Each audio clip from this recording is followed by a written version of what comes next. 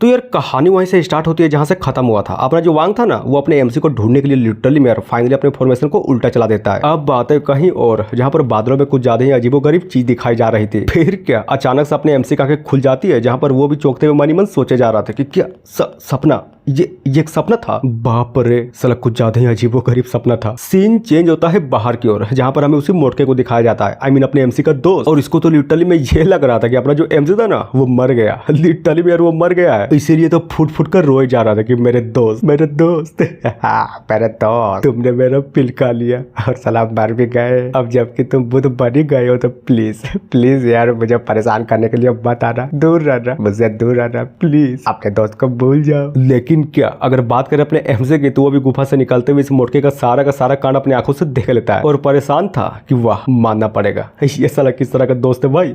मैं अभी तक जिंदा हूँ और ये मेरा मरने का मातम बनाया जा रहा है, गजब। और ये बोलकर उस मोटके को पीछे से तड़ से मारता है कि साले तेरी माँ का बकवास करना बंद कर, मैं अभी तक जिंदा हूँ, समझा। जहाँ पर बात करें मोटके की, तो वो भी अचानक से अपने एमजे की बातों को सुनकर फुल टू डर जाता है कि बाप रे और हाँ जैसे ही सामने देखता है ना तो अपना एमसी बिल्कुल ठीक था, जिसको देखने के बाद वो तो और भी फुट फुट कर रोए जा रहा था।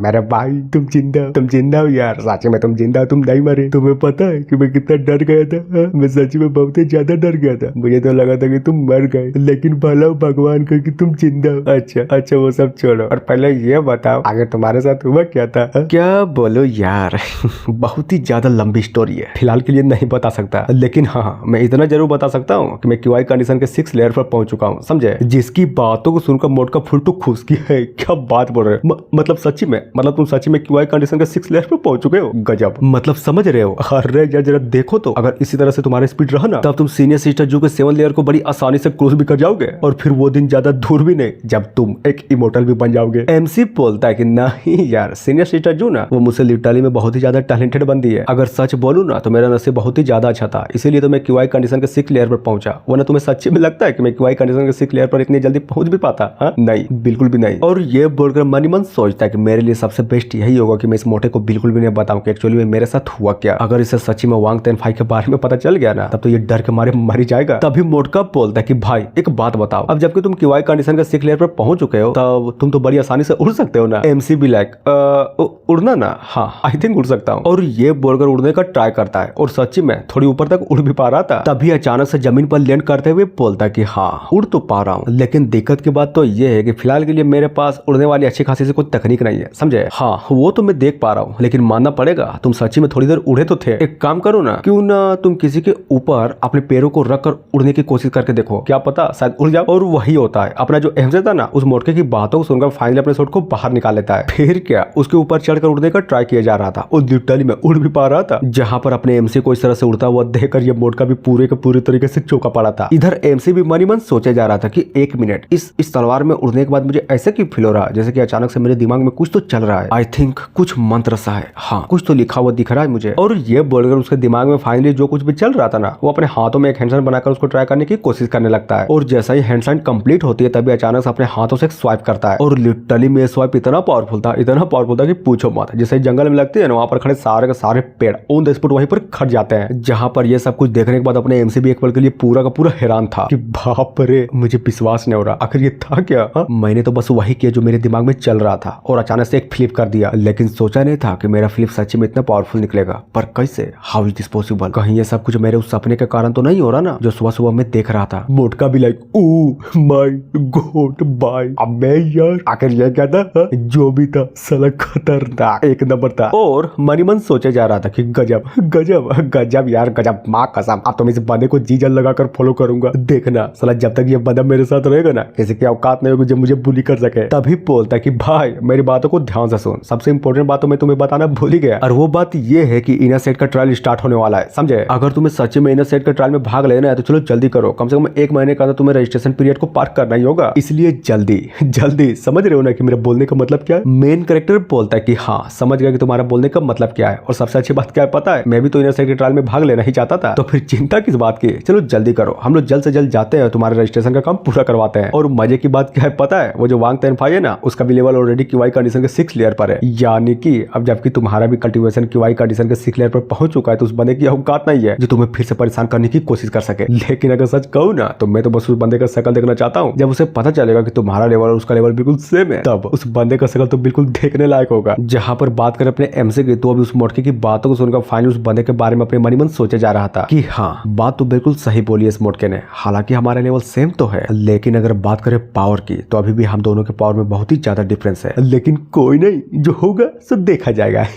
मोटू पहले ये बता, तू कह रहा था कि हमारे जनरल स्टोर को किसी ने हथियार लिया है, आखिर वो था कौन? और सबसे इम्पोर्टेंट बात, इसकी माँ का आखिर हिम्मत किसकी हुई? ले चल चल जल्दी कर, नहीं छोड़ूंगा, मार डालूंगा उस कमीने को। जिसकी बातों को सुनकर मोटका भी पूरा का पूरा खुश की ये हुई ना बात। अभी ले चलता हूँ। अब बात है वांग की ओर, जहाँ पर अपने एमसी का पता करने के कारण जो फॉर्मेशन उसने उल्टा किया था ना, उसके चक्कर में उसको बहुत ही ज्यादा खतरनाक लेवल का बेकलेस लगता है। इधर ये भी खून की उल्टी करते हुए मनी मन सोचे जा रहा था कि हांगजोंग ब्लैक माउंटेन कमीने कहीं के नहीं छोड़ूंगा। इसका मतलब मेरे टीजर को चुराने वाला कमीना तू ही था। एक सेकेंड, कोई और भी है, कौन है वो?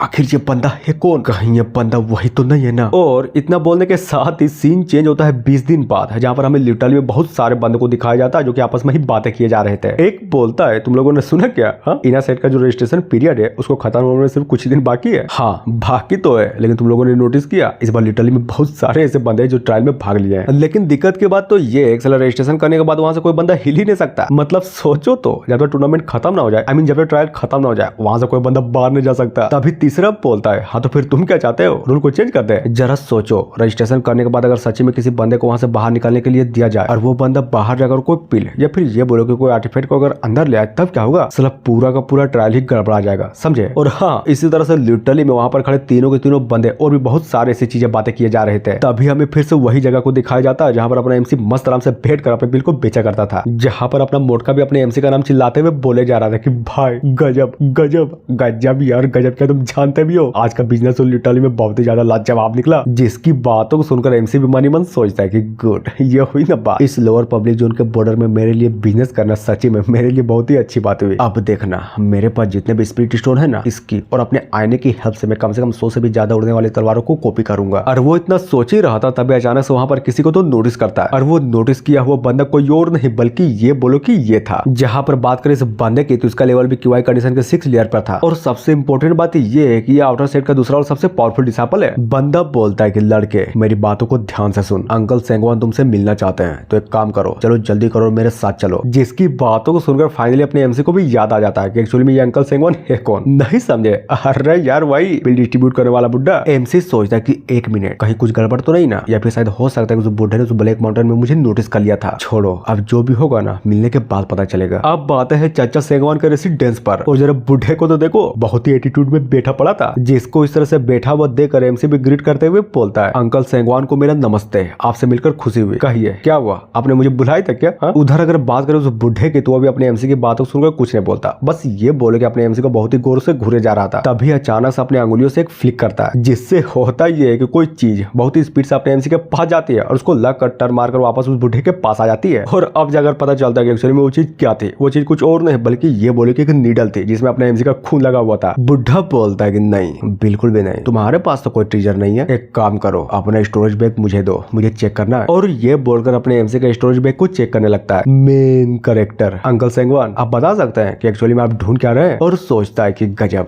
जैसा कि मुझे लगा था। अच्छा हुआ मैं यहाँ पर आने से पहले अपना ट्रीजर और अपना सारा का सारा स्पिरिट स्टोन उस मोटो को दे दिया। बुड्ढा बोलता है कि मैं क्या ढूंढ रहा हूँ वो जाने की तुम्हें कोई जरूरत नहीं है, समझे? अच्छा एक बात बताओ, तुम्हारा कल्टीवेशन अचानक से इतनी तेजी से बढ़ कैसे रहा है? एमसी बताता है कि यार मेरा कल्टीवेशन ना, ये सारा का सारा सब कुछ तो सीनियर सिस्टर जोगा किया जा रहा है। और सबसे इंपॉर्टेंट बात तो बताना भूल ही गया, एल्डर ओयांग का क्या, उसने भी मुझे बहुत सारे पिल दिया था, जिसके चक्कर में आज मैं क्यूआई कंडीशन के 6 लेयर पर पहुंच पाया, समझे? और वो इतना बोल ही रहा था तभी अचानक से वही बंदा जो कि अपने एमसी को इस बुढ़े के पास लाया था ना, वो कहीं से तो आकर इस बुढ़े को बोलता है कि अंकल सेंगवान, मैंने इस बंदे के गुफा को बहुत ही अच्छे तरीके से ढूंढा लेकिन वहां पर कुछ भी नहीं मिला। जिसकी बातों को सुनकर अंदर से आवाज आती है कि ठीक है तुम जा सकते हो। और ये बोलकर अपने एमसी को फिर से घूरने लगता है, जहां पर वो भी परेशान होते हुए बोलता है यार अब क्या हुआ, मैंने कुछ भी नहीं किया, माँ को सब सच्ची में मैंने कुछ भी नहीं किया। बुढ़ा भी लाइक ठीक है जाओ तुम भी जाओ। और ये सुनकर अपने एमसी भी फाइनली वहां से निकल जाता है। जहां पर बात करें बुढ़े की तो अपने एमसी के जाने के बाद वो भी अपने एमसी के खून को बहुत ही गौर से घूरे जा रहा था। फिर क्या अचानक से चख लेता है, और जैसे ही चखता होता है ना, लिटरली में ये बूढ़ा पूरे के पूरे तरीके से हिल जाता है। और जी हाँ, इतना बोलने के साथ ये एपिसोड यहीं पर खत्म होता है। तो मिलते हैं नेक्स्ट वीडियो में। So thank you.